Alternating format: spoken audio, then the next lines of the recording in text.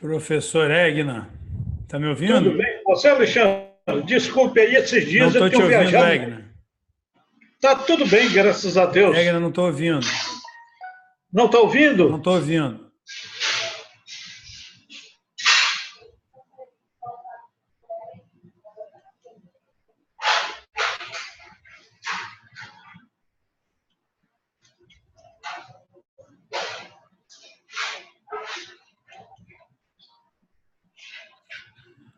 Egna, fala aí.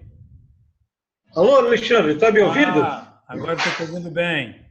Deu para ouvir agora? Agora estou te ouvindo, meu amigo.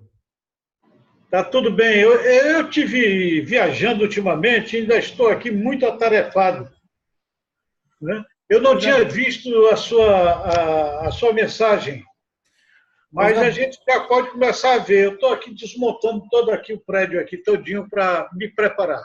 Tá bom. Vamos aguardar só um pouquinho que está chegando mais gente na sala, tá?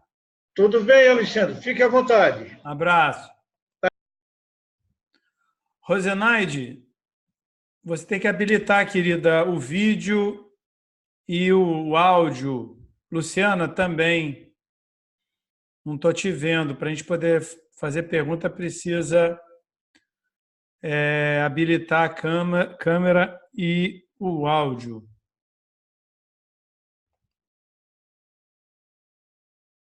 Oi, Luciana. Espera aí. Luciana? Não está funcionando, Luciana.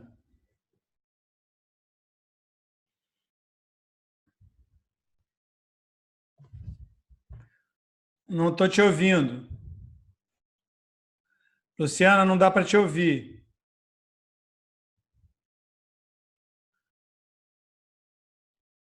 Vê se está lá embaixo, do lado esquerdo da tela, você pode habilitar o seu áudio. Fala, Luciana. Entrou o som? Ah, agora sim, querida. Tá. Muito Então, Alexandre, bem. eu não sei se eu vou conseguir ficar com o celular, porque a bateria está acabando e eu não trouxe o carregador. Então, se eu Entendi. sair da minha imagem, eu vou ficar vendo só no computador, Ok, mas não vou conseguir participar. ok, ok. Eu não sabia que tinha hoje corrido e que você deixou o Foi de carregador em última casa hora. e Foi de última hora. E quem estava me pedindo não chegou ainda. Não sei se vai vir. Mas o objetivo é que a gente poder tentar avançar aí tá. tirando as dúvidas, né? Sim, sim. Falta mais uns 2 minutinhos para a gente começar, para chegar a hora, tá bom? Tá bom, não tem problema não. Estou aqui Só um aguardando. minutinho aí. Ok.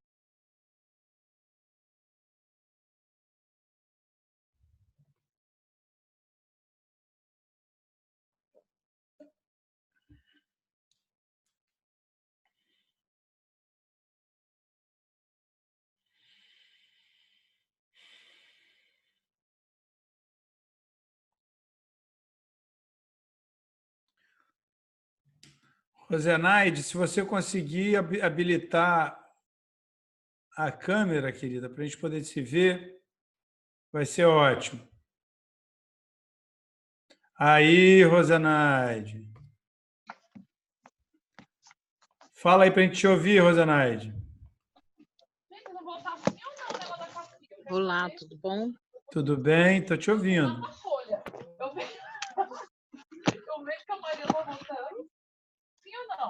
Está me ouvindo bem? Rose, está me ouvindo Sim, tô bem? ouvindo, tô ouvindo. Tá. Só mais um minutinho que a gente já vai começar, tá bom? Só mais um minutinho.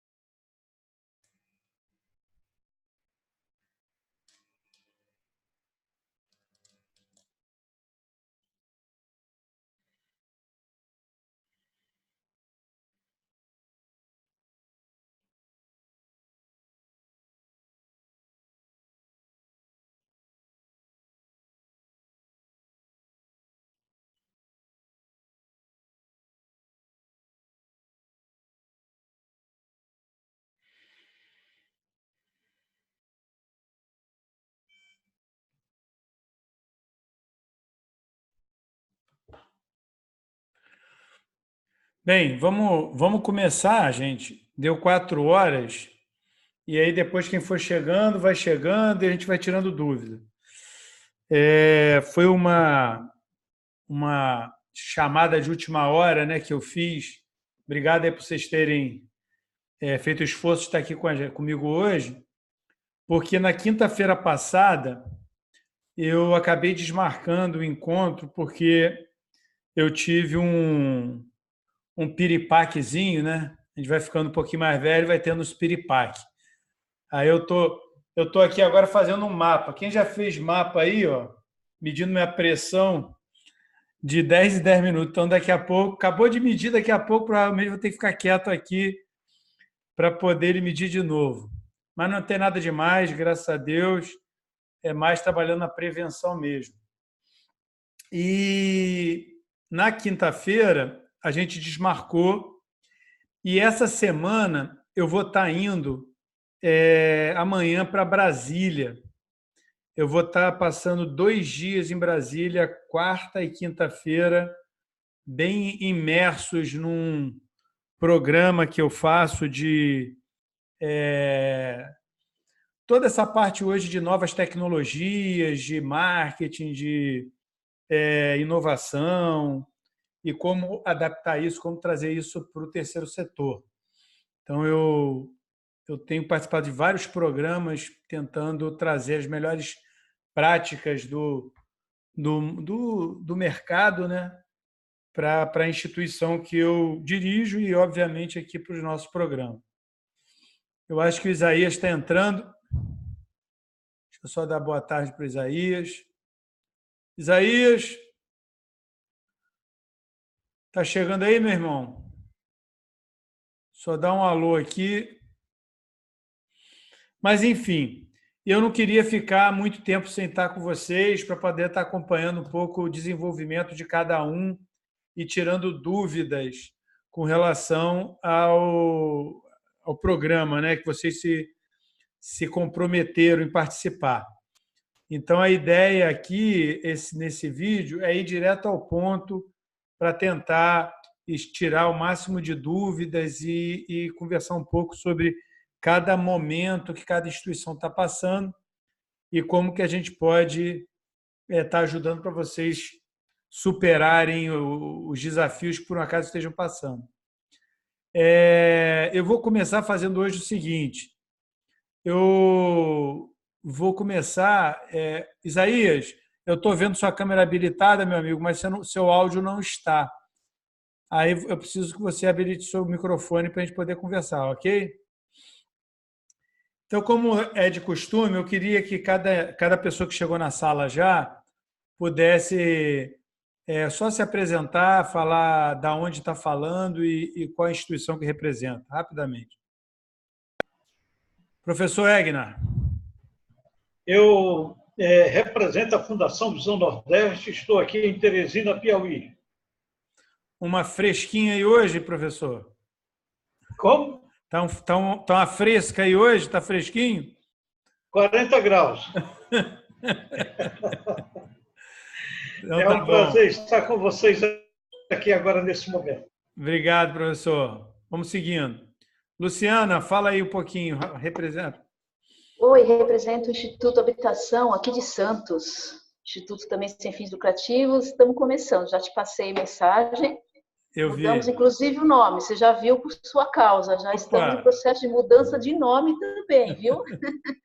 Achei interessante esse assunto e a gente, a associação toda no conjunto, entendeu que a gente tem outros caminhos que a gente pode traçar e aquele nome realmente estava muito travado só na área da habitação. Tá então, ótimo.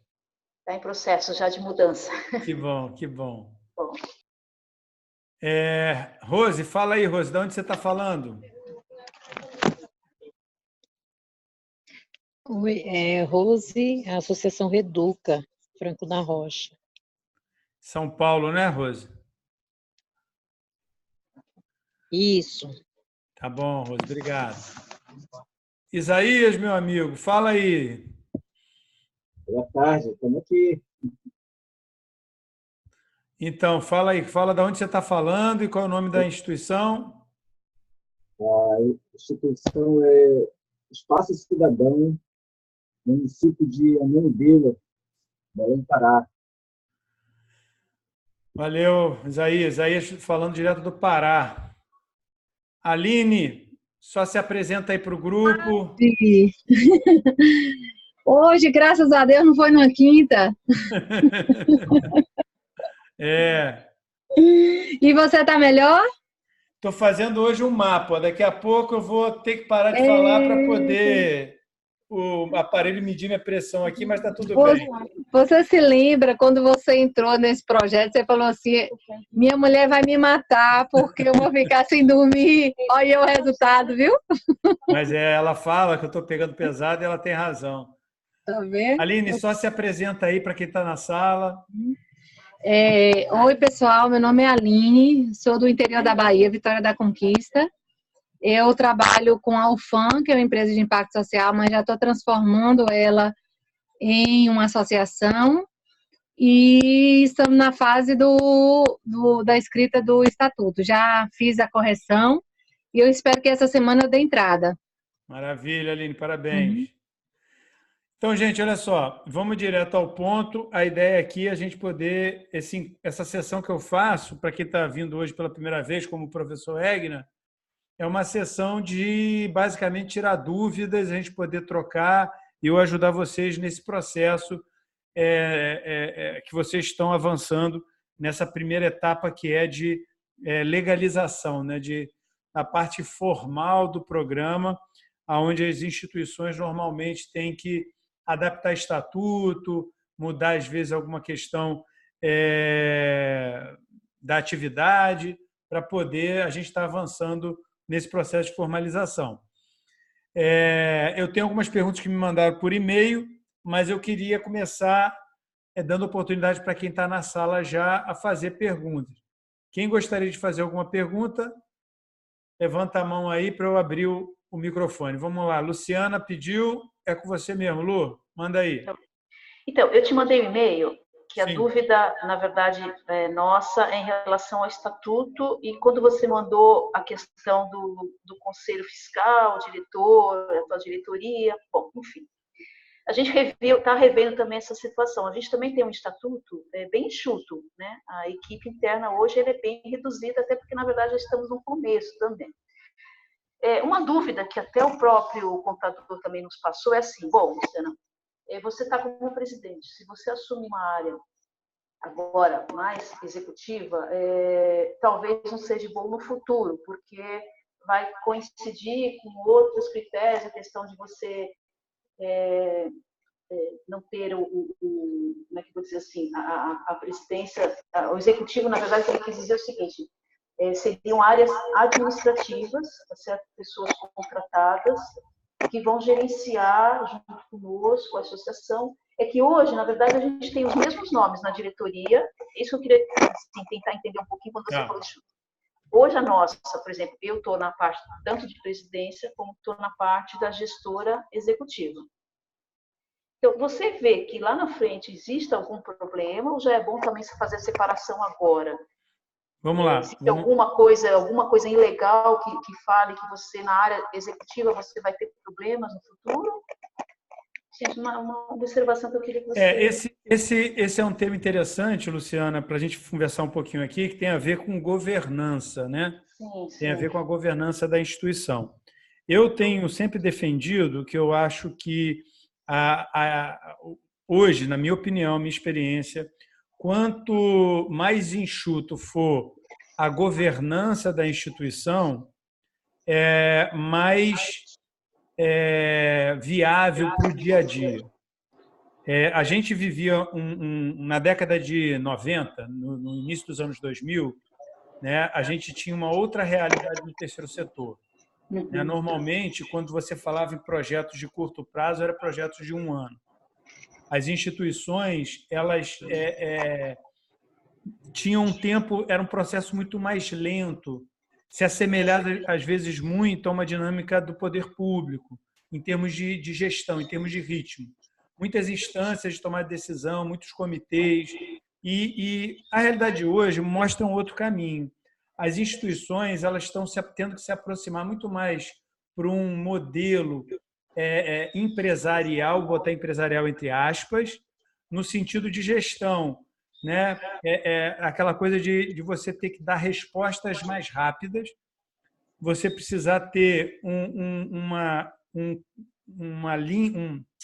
nível de tomada de decisão que você consiga responder, às vezes, às demandas do mercado. Todos vocês se habilitaram num programa, se inscreveram num programa para atender mercado privado, as empresas. E empresa é o seguinte, empresa, né, não tem politicagem, não tem, porque eu sou amigo do vereador, do deputado. A empresa não quer saber, a empresa quer saber de resultado, de entrega. Então, assim, se você estiver demorando para dar as respostas, para poder atender as demandas, ela vai te trocar por outra. Simples assim. Então, eu hoje acredito muito mais num modelo de governança da instituição, dentro do que a legislação estabelece, onde você tenha um sistema num nível mais alto de conselho de administração, o conselho gestor, tá? E, por lei, esse conselho tem que ser voluntário, ele não pode ser remunerado por atuar no conselho. Tá? Esse é o princípio fundamental do terceiro setor. Só que, abaixo desse conselho, você tem uma linha de governança que é a linha executiva. Então, no caso da Viva Lagos, a gente tem a Secretaria Executiva, tá? Que dentro da Secretaria Executiva também tem um gestor operacional. Eu aqui acumulo as duas funções. Nessa linha executiva, né, você já pode ser remunerado pelos projetos, pela instituição normalmente. Tá? Quem que nomeia o secretário executivo, por exemplo? É o conselho diretor. O conselho diretor, que é voluntário, que são os fundadores da instituição em última instância, né, eles é que nomeiam o secretário executivo e o secretário executivo, e ele nomeia o gestor operacional, que está abaixo, que assessora o secretário executivo. E no estatuto define as atribuições de cada um. Você, como presidente do conselho, diretor, pode acumular a secretaria executiva? Sim, você pode, mas você não pode ser remunerado como presidente do conselho. É altamente perigoso você receber alguma remuneração da instituição numa função de presidência do conselho, entendeu? Então, assim, pensar mais ou menos o seguinte: você tem um nível de conselho de diretor, como se fosse um conselho de administração de uma grande empresa, né? Que eu tenho falado isso. Uma Vale do Rio Doce, numa Petrobras, né? Todas essas grandes empresas têm um conselho de administração que se reúne semestralmente, trimestralmente, anualmente, porque vai discutir as grandes diretrizes da instituição. A instituição vai trabalhar com o jovem aprendiz, a instituição vai trabalhar só com habitação, a instituição vai trabalhar como é que nós vamos nos financiar. Vamos trabalhar com financiamento público? Quais são os caminhos, as macro decisões? Quem executa isso lá na ponta é o secretário executivo. O secretário executivo, no fundo, ele acaba se tornando a grande liderança da instituição. E terceiro setor, é necessário sempre ter liderança. Eu acredito muito nisso, posso, né, ter contrapontos aí, mas se você for analisar todas as grandes instituições ao longo do tempo, né, você sempre teve pessoas emblemáticas que lideraram. Vou ter que parar de falar agora. Só um segundinho, tá? Está marcando a minha pressão aqui, gente. Senão a pressão fica alta.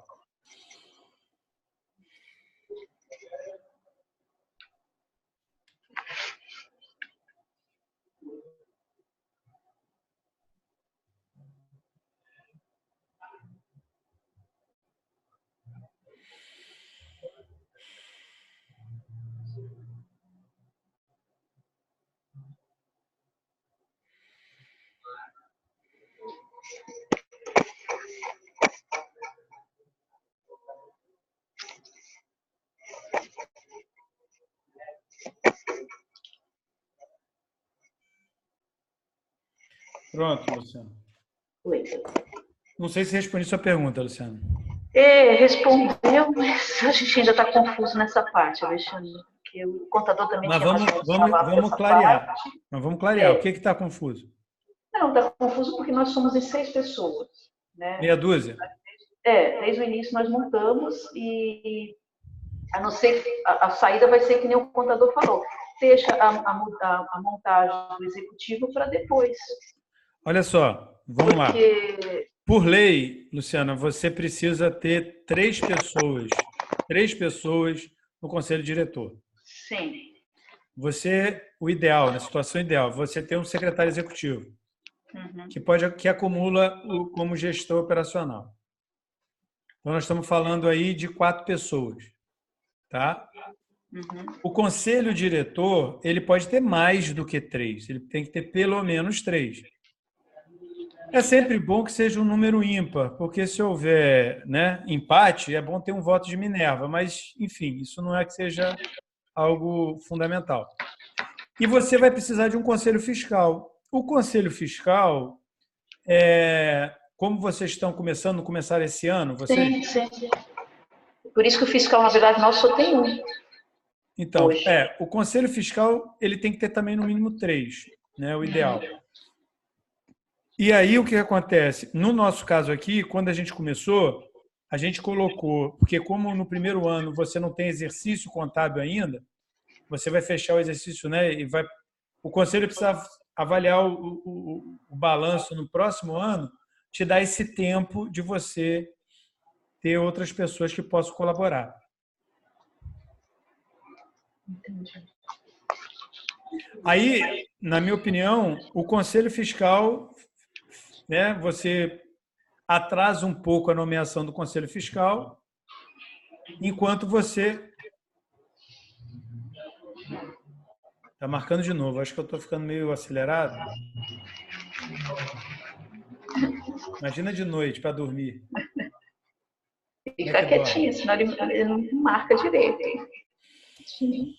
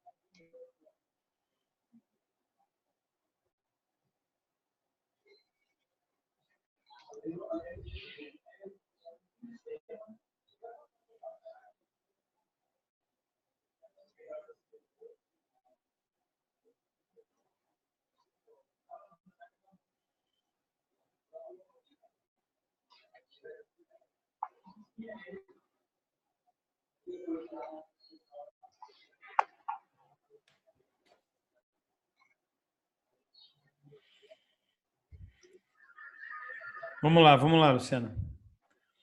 Mas então, parou de medir já. Ficou mais claro ou não? Ou te baguncei mais a sua cabeça? Não, é assim, é que é a opção nossa, então, está sendo assim, a gente iniciar com duplas funções. E aí lá na frente, né, a gente sabe que essa parte não pode ser remunerada, mas, por exemplo, eu assumiria agora a questão da parte executiva, porque é por conta das ações que vão ter que acontecer, e aí lá na frente, depois que a gente conseguir contratar alguém, eu saio dessa parte executiva e fico só na presidência. A ideia, na verdade, está sendo assim, o caminho que a gente está traçando para escrever o documento, Tudo bem. Né, fazer a alteração. Tudo bem. A gente vai começar com dupla função. Não, sem problema. Você só não pode ser remunerado pela Sim. instituição. Sim. Tá bom? Tá bom, tá bom.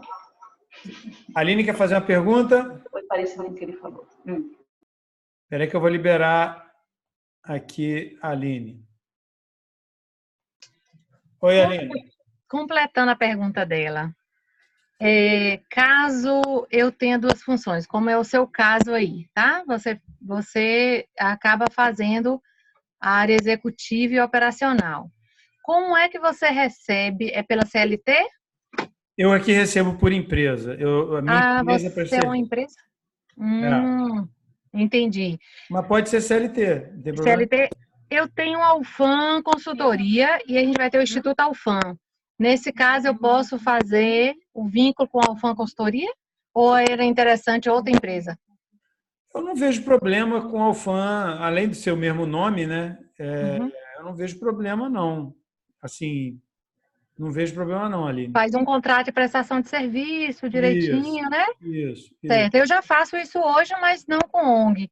Uhum. Aí, nesse caso, por exemplo, eu não coloquei como duas funções na diretoria. Eu coloquei o conselho diretivo à parte, eu como secretária executiva, como você orientou, e diretoria executiva, diretoria operacional, né? Fazendo esses dois papéis. Aí eu faço o contrato com a Alfam e o Instituto Alfam. Isso. Beleza, perfeito, é mais rápido. Uma coisa interessante, né? Uma vez foi até... essa sua pergunta me dá até oportunidade de contar uma história que aconteceu comigo quando eu atendia a Petrobras aqui no programa Jovem Aprendiz. E aí a gente estava passando por uma auditoria ferrenha da Petrobras. Já conheço. O gerente lá da Petrobras falou assim: você não é funcionário da Viva Rio? Você recebe por empresa? Como é que é isso? Aí eu falei, Lincoln, o nome dele é Lincoln, né? Lincoln, obrigado pela pergunta que me dá a chance de esclarecer, né? Eu recebo sim por pessoa jurídica, porque só assim que a gente consegue viabilizar a instituição aqui em Macaé. Por quê? Porque se você pegar no longo prazo, a instituição ela sofre de altos e baixos. Ela tem momentos de, por exemplo, quando a gente atendia a Petrobras, era um contrato de algumas dezenas de milhões de reais, o contrato com a Petrobras.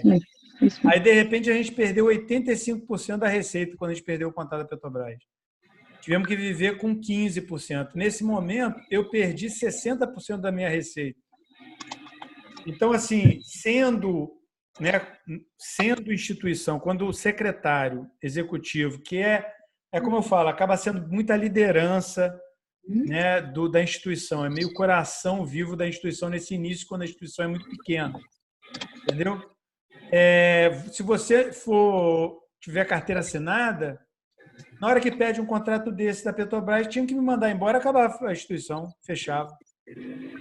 Entendi. Então você tem mais flexibilidade no longo tempo. Os contratos aumentaram, você tem condição de ser melhor remunerado. Os contratos caíram, você acaba tendo que ser que nem uma sanfona. É como se fosse uma prestação de serviço. Tem demanda, você aumenta a atividade. Não tem demanda, você trabalha pela demanda existente, não é isso? Perfeito. Tranquilo. E eu acho muito ágil, assim. Se caso eu tiver que interromper por algum motivo, suspender por algum motivo, é muito rápido fazer isso, né? Perfeito. Minha pergunta está ok. Valeu. Alguém tem mais alguma pergunta? Professor? Egna? Eu entendi só. Rose? Zair? É o dia... Hoje é sábado. Tem, professor? Quer falar? O professor quer falar alguma coisa? Não, exatamente. No momento, eu não tenho nenhuma dúvida. Tá. Nós somos uma instituição, já temos um certo padrão de organização. Maravilha, então, maravilha. No caso especificamente, digamos, do programa Jovem Aprendiz, nós simplesmente, certo, criamos uma diretoria, certo, de um programa. Essa criação da diretoria, ela não precisa passar necessariamente pelo Ministério Público, porque é um ato puro de administração, é um projeto como qualquer outro. Então, a partir daí, eu posso fazer as nomeações, certo, pela fundação, a partir das contratações necessárias para a implementação desse programa. Entendi.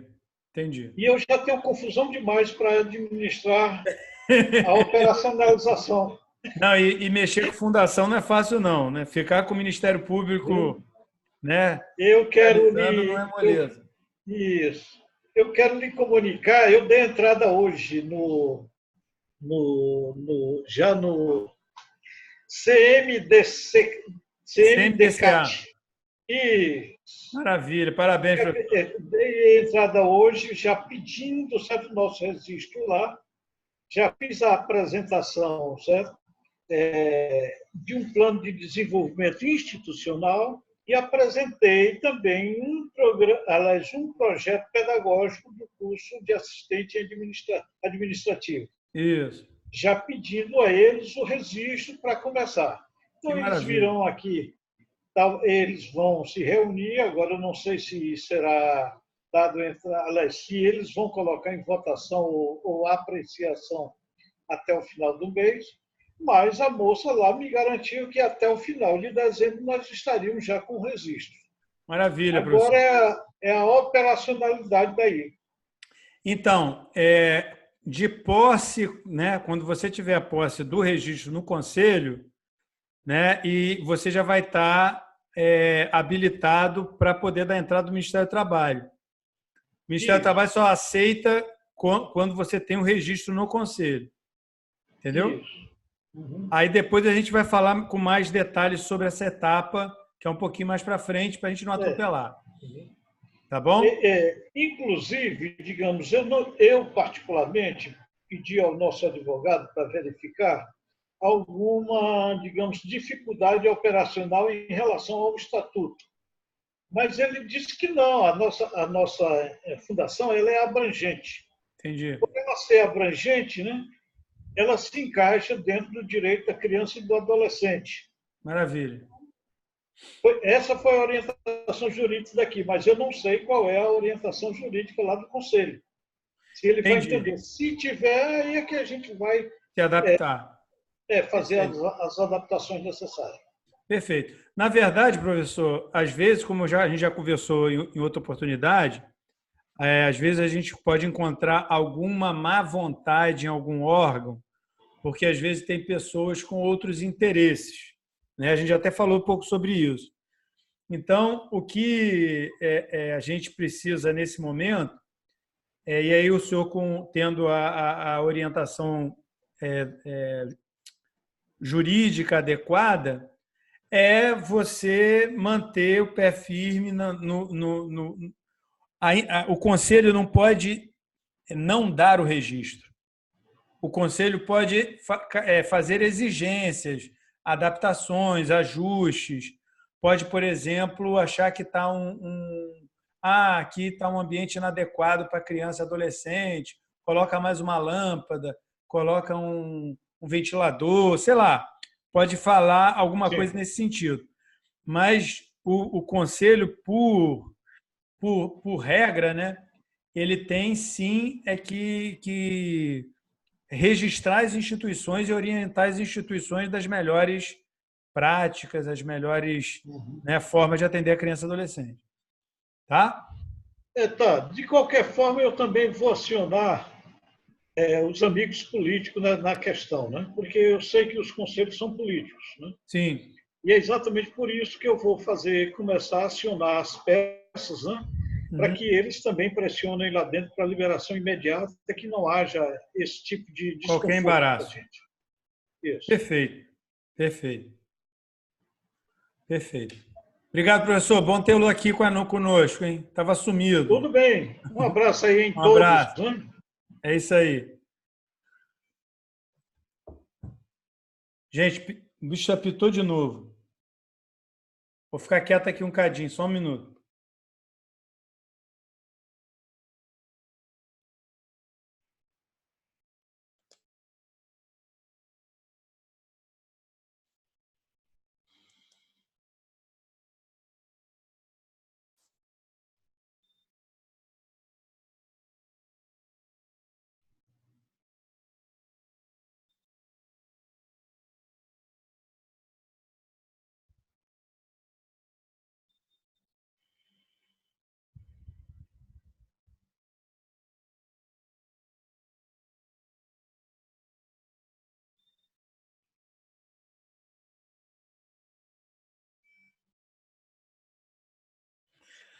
Bem, eu vou aqui responder agora aqui algumas perguntas que chegaram para mim por e-mail.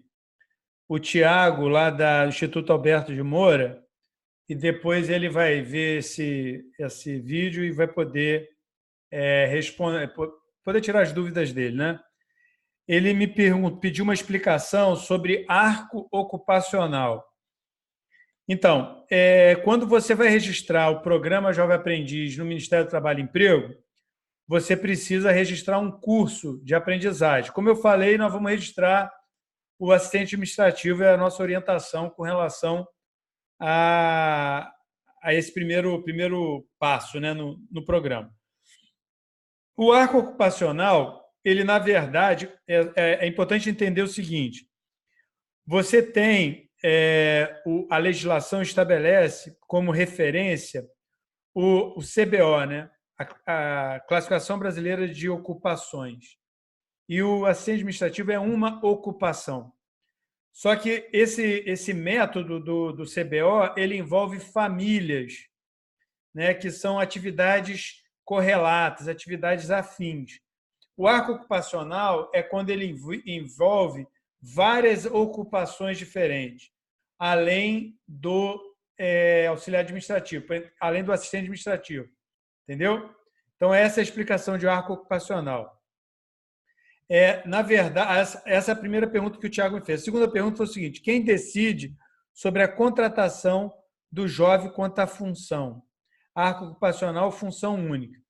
Na verdade, a instituição, quando vai registrar o programa no Ministério do Trabalho, ele vai definir, a instituição define se é por arco ocupacional ou por função única.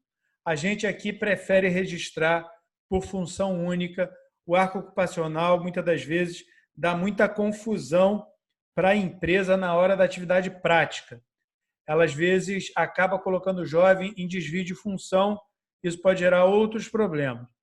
Então, a gente vai orientar vocês a registrar o jovem, o assistente administrativo, como ocupação. Aí ele pediu para explicar a fórmula do cálculo sobre salário do jovem aprendiz. Vamos lá. No decreto 5.598, acho que é o artigo 19, se não falha a memória, ele fala assim: cabe ao aprendiz o salário mínimo hora, salvo condição mais favorável.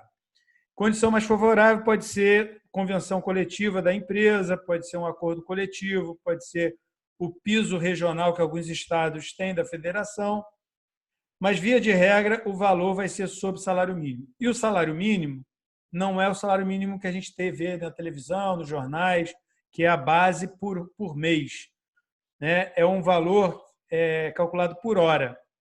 E aí depois eu vou colocar lá na área de membros, tem uma fórmula matemática que o Ministério do Trabalho disponibiliza para você calcular o valor do salário mínimo hora e, por consequência, o valor do salário do jovem, por exemplo, quando um programa é de 4 horas por dia, ou o valor do salário do jovem quando o programa é de 6 horas por dia.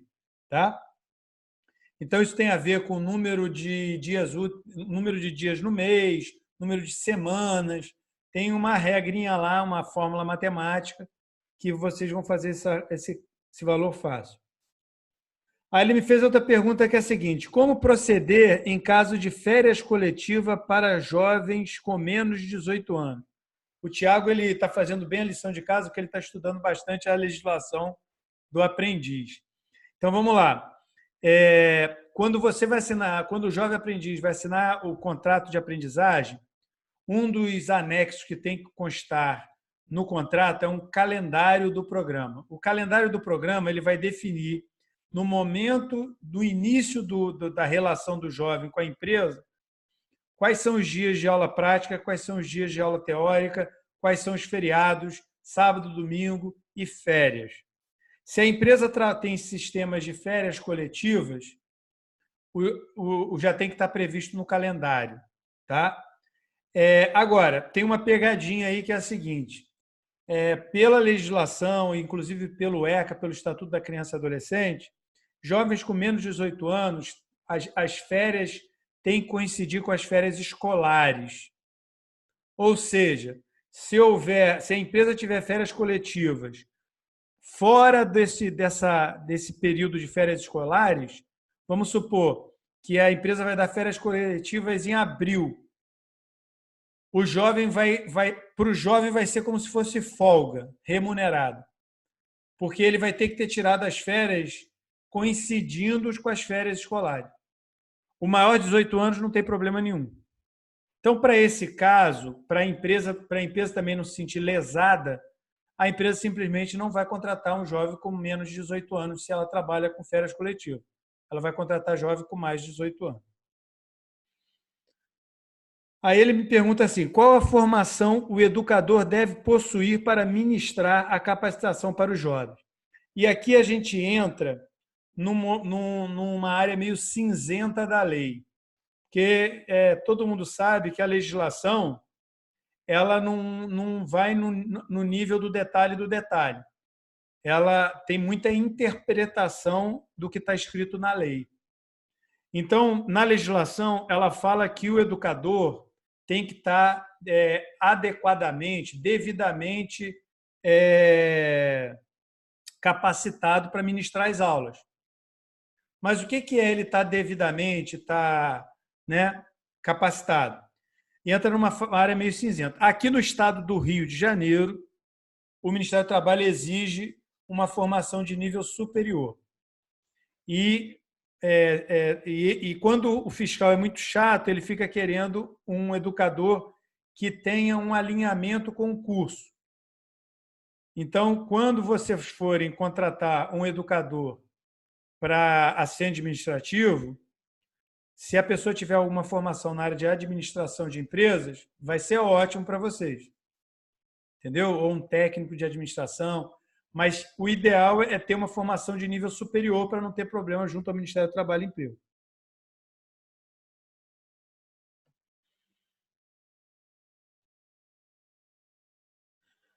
Essas foram as perguntas do Tiago. Tá?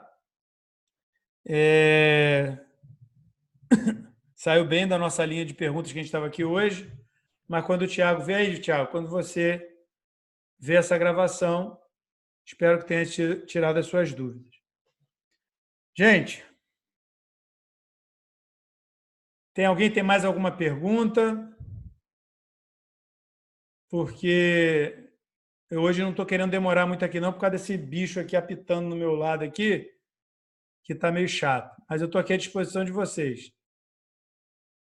Professor, Aline, Isaías, Luciana, Rose, quem veio hoje aí nessa chamada de última hora, alguém tem alguma pergunta, alguma dúvida? Está todo mundo bem? Então me dá um joinha aí, por favor. Dá um joinha. Aline, joinha. Ele está trabalhando muito, Aline. A pressão vai subir. Obrigado. Valeu, Isaías. Gente, vou ficando por aqui, hein? Forte abraço para todo mundo. Até a próxima. Bom trabalho.